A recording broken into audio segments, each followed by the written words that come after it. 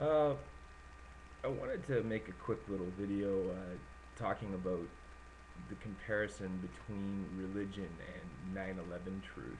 Now, this isn't easy for me to admit, but there was actually a long time, or at least a couple of years there, where I admit I was a 9/11 conspiracy theorist. That I saw the videos, I read the literature, and thought, hey, it makes perfect sense that this is just a giant conspiracy.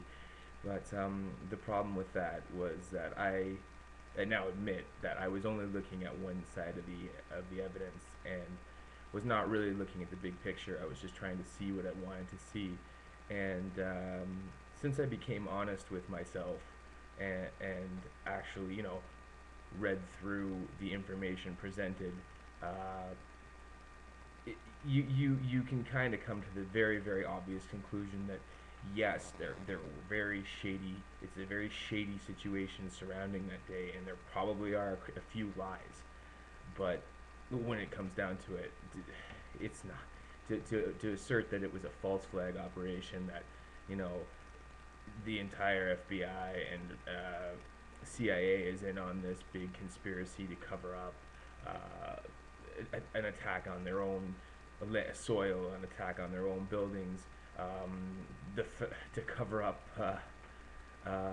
facts about eyewitnesses that were there and saw the attacks, and it doesn't make sense. You come to the inevitable conclusion that it's false.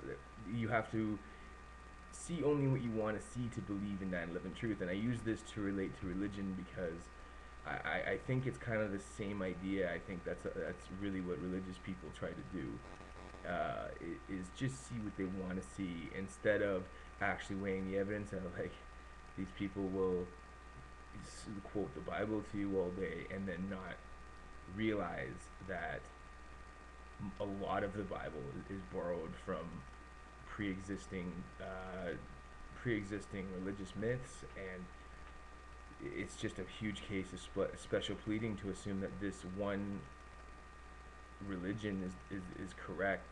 And this goes to anybody to assume that their religion is correct and all the others aren't, when they all basically have equal evidence to support them. So no, I just wanted to make I guess a video pointing the similarities between 9/11 truthers and religion is that to believe in very very events based on the collection of a few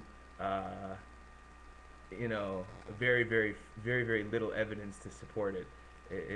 It's not an intellectually honest thing to do, and I think anybody who is still a 9/11 truther uh, would be best benefited to check out some of the debunking sites, to read the other side of the fence, because I mean, you basically have to assert that every engineer in the world is in on it.